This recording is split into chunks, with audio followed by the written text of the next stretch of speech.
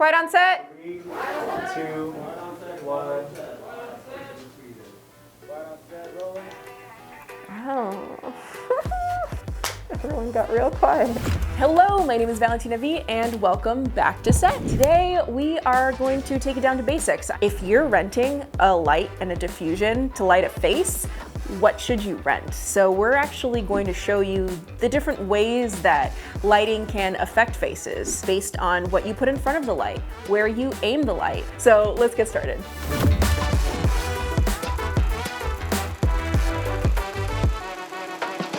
I know on this channel, we do a lot of these bigger productions where we build out this whole spaceship thing or a big rotating table or whatnot. I also want to show you some basics. A lot of beginner DPs, they may look at rental websites and be like, China silk, quarter grid, poly, like it's really confusing and I get it. And cinematography is a very subjective art. So today what I really want to do is more of an experiment. Out there we have our crew. They're basically building a 12 by frame, 12 foot by 12 foot. It's usually on combo stands. And what I asked my gaffer to do is go to the rental house and rent a bunch of 12 by diffusions. We're gonna put those different diffusions in front of the light and show you exactly what it does to the quality of the light on the face. Pay attention to the intensity of the light, the way that it falls off the face, meaning how fast does it go from the brightest spot on the face to the darkest spot of the face, to the quality of the shadows as well. And what you start seeing is that the heavier the diffusion material, the less light output you get, but also the softer those shadows become. Because this is a comparison, what we really have to decide right now is the position of the light and the intensity of the light. Now, if we're trying to imitate the sun, think about it, the sun is very far away from us and it's very high up in the sky, right? So we have to do the same thing with this light. So what I want to do is to get the most punch out of this light, to bring it up to almost 100%, 95%, and then we're gonna put it up higher so that it still is going to be hitting our talent, but looking more like it's more toppy. You want to strike it? Yep. Yikes! What's it at right now? 95. 95, great. I want to show you what the effect of the light is doing without having the real sun in play. And you can see here, some of the real sun is actually hitting the window. So we have a large 12 by of just a black solid that we're gonna use to just block off the actual sun. In an ideal world, we'd be doing this at night so that I can fully control the lighting, but this is the real world and the neighbors get pissy around 10 p.m. So we have to do it in the daytime. So this is just the bare bulb. I'm also taking my light meter and I'm gonna take readings of every time we do any type of change, and you're gonna see it along the bottom of the screen so you know exactly how much light is being lost or gained. So I'm doing both an incident reading and a spot reading. So an incident reading means that I'm measuring the amount of light coming in at the location where we want it to hit. So right in front of her face, it's actually this little ball that's measuring it. The reflected light is I am measuring the light that's being reflected off of her skin on the brightest part of her face. So her left cheek. It's measured in stops, just like your lens would be. A light meter is a very useful tool that can still be useful even if you do have a monitor on set, because sometimes you also want a certain contrast ratio. So for example, if you had a hair light and you wanted to say, hey, I want my key light and my hair light to have the same contrast ratio, you can isolate that. Okay, that's my key light. Say I had a hair light, that's my hair light. Okay, I need to turn the hair light up, down, whatever. It's 22 on the incident, and on the spot it is 45. Yikes. That is called very bright. It's only ever gonna get darker from here on out. So this is Jessie, my CLT or gaffer, and we've laid out all of our diffusions here in order of most diffusion to least diffusion, right? So this is quarter silk. Very light, almost like Yeah. window shears. Oh, I also brought window shears. Let me actually find it. Oh, It's so similar. Yeah. This I got for like $1 or $2. Very cheap, but like, look at this. Nearly identical. Yeah, so if you need something practical on the inside, if you don't see the top of the window and there's no curtain rod, you just take pieces of like white gaff tape or any color gaff tape or painter's tape or whatever. You just ruche it like this and like pretend that there is a curtain on the inside.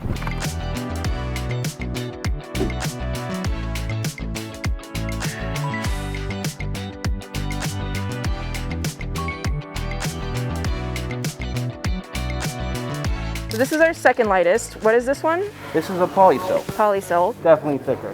It also has a little bit of a shine to it. The weaving of this is more spaced apart. Yeah. This one almost feels like, what does it feel like? Like polyester a little bit? It is. Yeah. It is. It's poly. Basically, oh, that's right. Polyester. Poly. Yeah.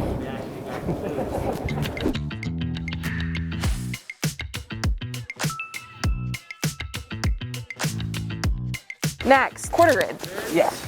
And this is silent quarter grid. Yeah. Because sometimes it can be crunchy, especially if there's like wind or some sort of elements that you can control, AC going. Yeah. Let's compare. I feel like this one's maybe a little bit of a lighter. Maybe we should switch the two. Yeah, I put these together because they're in the same family. I'd say this is in between the quarter silk and the poly silk. And then what does the grid do? Because a lot of people may be confused with that. So the grid focuses the light a little bit, almost like if you use a grid in front of a light. In front of a fixture, like a honeycomb grid. Exactly. Or, yeah. It focuses it just a little bit.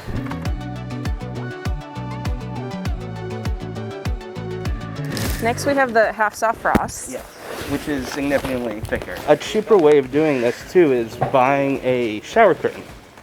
Oh, yeah. Provides the same effect. This is very much shower curtain vibes. Listen to this.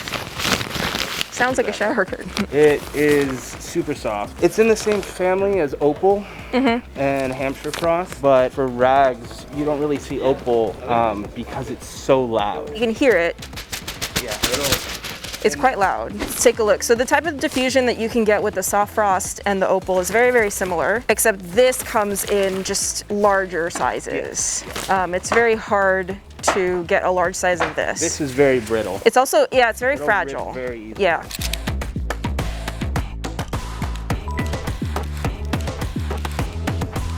And our last one, which I also use as a bounce material sometimes because it's that thick, is unbleached muslin, and it's also our warmest. You need quite a powerful light if you're gonna bust through this guy. But it's also the softest. It is. It's also just incredibly flattering on the face. I've been looking forward to using those. Wow, look at that. So this is literally muslin cloth. And a lot of times you see this bleached. So you'll see this on a 12 by, it'll be white. Yeah. But getting the unbleached version makes the sunlight a little bit warmer, a little bit homier, and just, it works really well on skin tones, I would say. I mean, if you have a daylight fixture and you don't have any gels, it gets closer to that tungsten look when you shoot a light through it. I'm so excited. Okay, so let's do this. Now that we have made a mess. Rolling.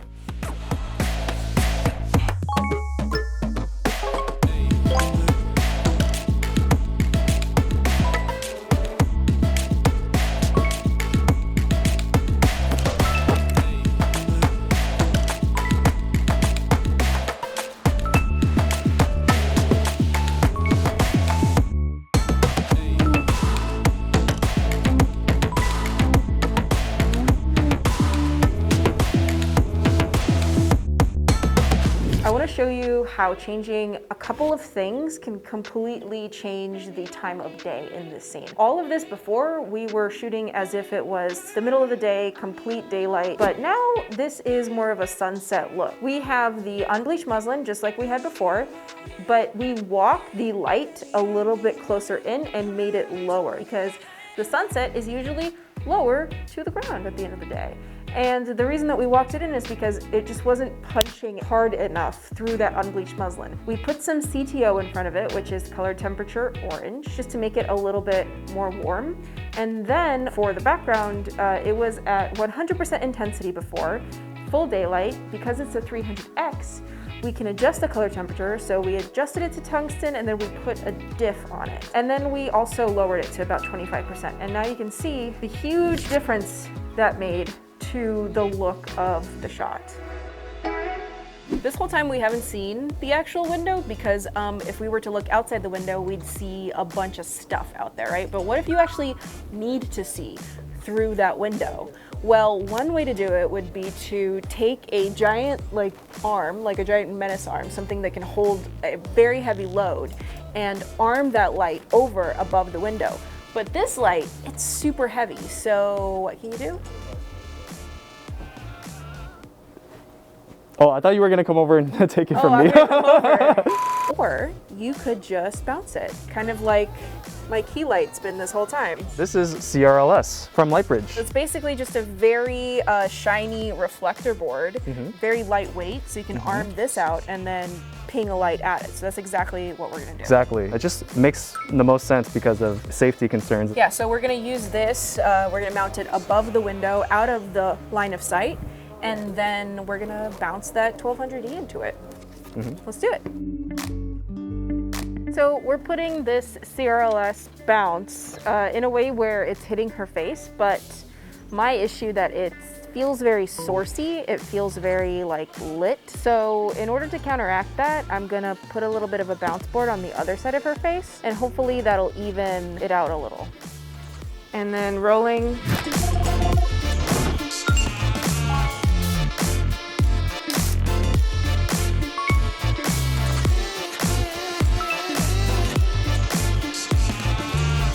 I hope it was super informative. Yeah, we're kind of bringing it back to basics, but you got to see what every little thing does. If you did learn something new, let me know in the comments. And also drop your suggestions on cinematography topics that you want us to talk about. Stuff like how to do a location scout. What are the different types of Bowen's mount modifiers? What should a cinematographer wear on set? How do you make a lighting diagram? There's like a million of these. Let us know your comment questions, but we got some that we're gonna answer. You wanna have first dibs? Who is usually responsible for the clapperboard thing? So The clapperboard thing. The clapperboard. So this Obviously. is a film slate, and this is how you make sure that the editor knows what take it was, what the frame rate and everything was. What roll it is. And it's usually the second AC who uses the clapper, the second assistant camera. Exactly. But sometimes you don't have a second AC, so sometimes the first AC does it, or even the producer or PA, because sometimes you ain't got that budge. Do you have to get a permit when you shoot? Ooh. I would say yes. I'm setting the record right now. It's always good to have a permit. We have big equipment here, lots of people working for us, lots of money. It'd be a shame if the neighbor nearby was like, excuse me, do you have a permit? No, we're shutting you down. That's true. Although, if you're by yourself in your bedroom making YouTube videos, you don't need one. No, I think you need a permit for that too. Yeah, okay. Happy shooting. Moses. Take the trash out, guys. Oh, snap. Wait, check out that drip. Check out that drip. Look down there. Look down there. I was able to make those shots earlier. Give us a little runway walk down this driveway right now. It's